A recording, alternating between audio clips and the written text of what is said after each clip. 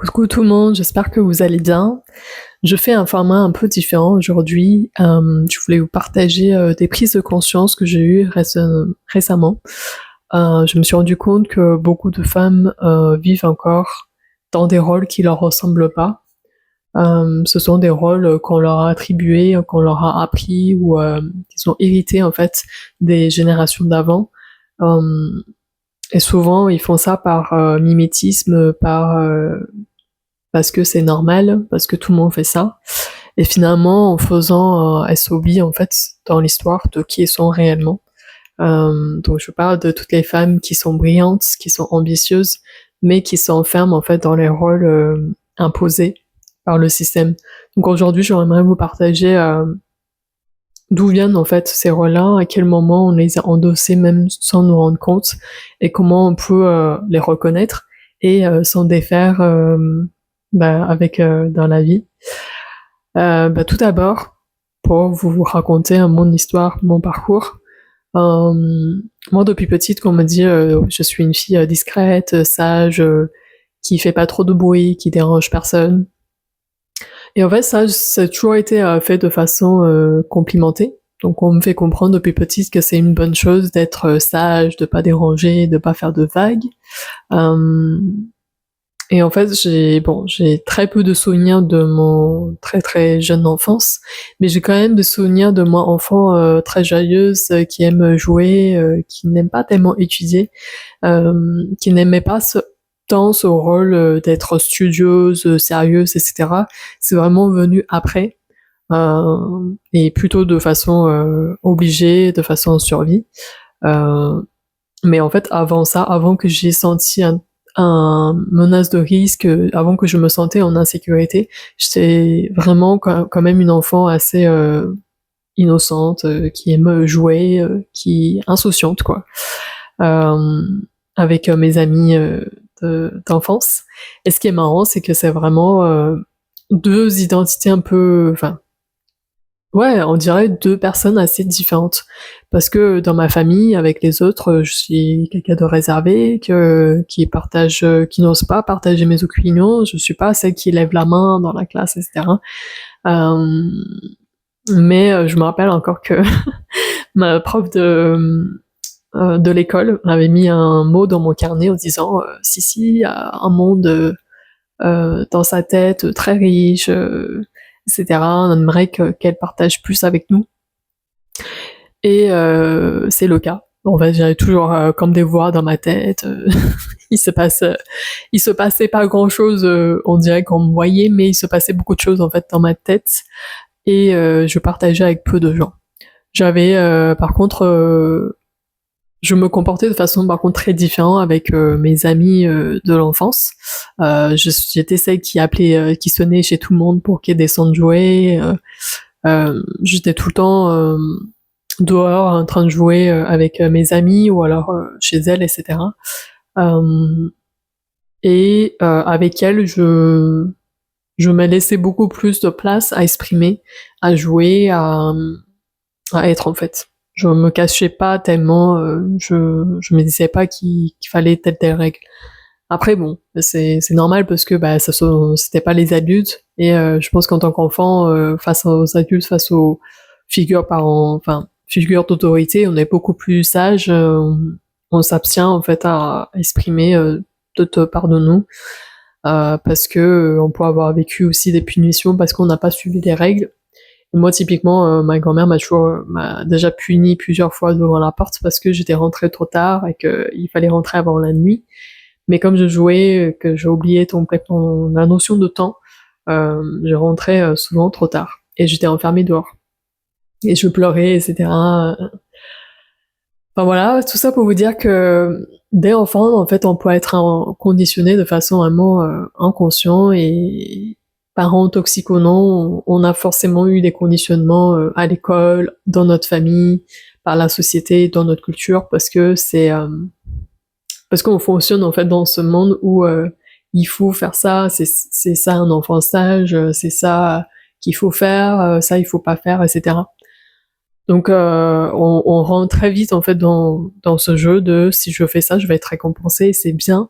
Et par contre, si je ne comporte pas comme ce qu'on attend de moi, je vais être punie, et donc c'est pas bon.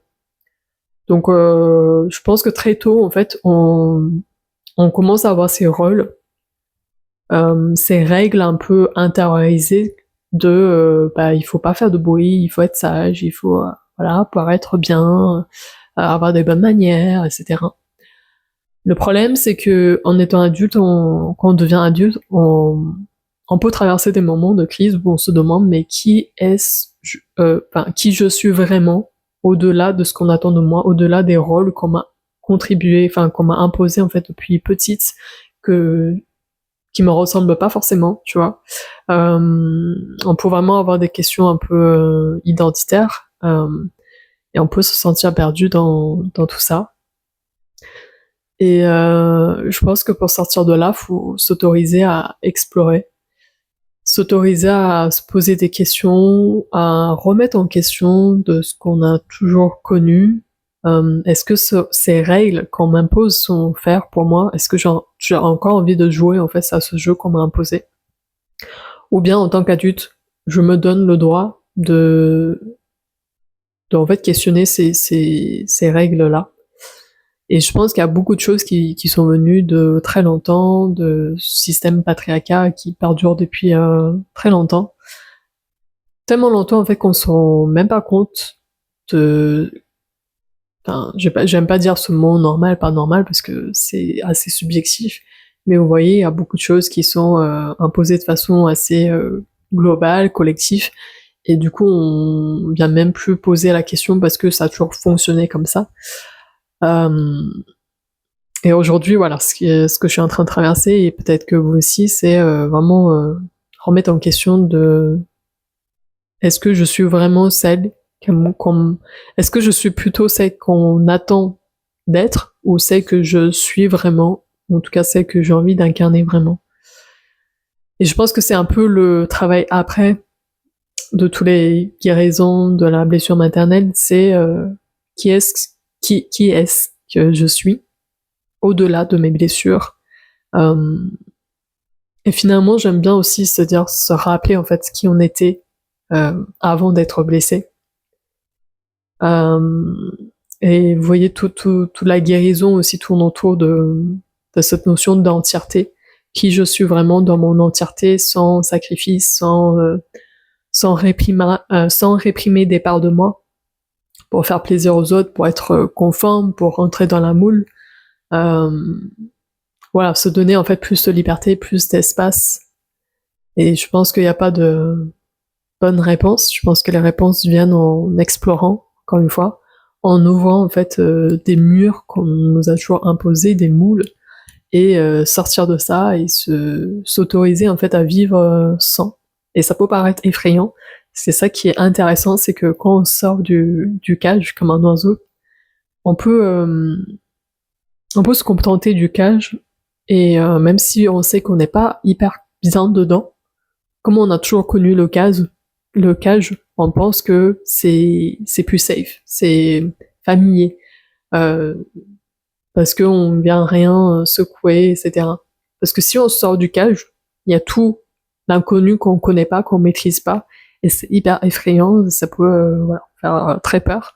Donc beaucoup de gens préfèrent rester dans le cage et pas se poser de questions. C'est une possibilité, mais souvent on s'éteint à petit feu dans ce cage-là parce qu'on vient pas explorer l'entièreté de nous en fait, de nous. Et je pense quand je parle de nous, c'est même au-delà de ce corps, au-delà de cette identité. Enfin, voilà. Donc voilà, je voulais vous partager ces réflexions-là aujourd'hui, parce que je pense qu'il y a beaucoup de femmes qui se retrouvent dans ces schémas de bon élève, de syndrome de l'imposteur, de la femme sage, docile, qui fait pas de vagues, etc. Mais je pense qu'on est bien plus que ça. Je pense qu'il y a vraiment une rage à l'intérieur de nous qui demande à se libérer, parce que c'est trop restreint, parce que c'est trop étroit, parce qu'on est bien plus que ça, encore une fois.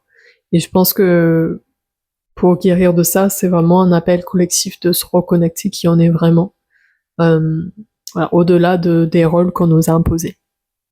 J'espère que ce format t'a plu. Si c'est le cas, n'hésite pas à me laisser un commentaire. Et puis je te dis à très vite.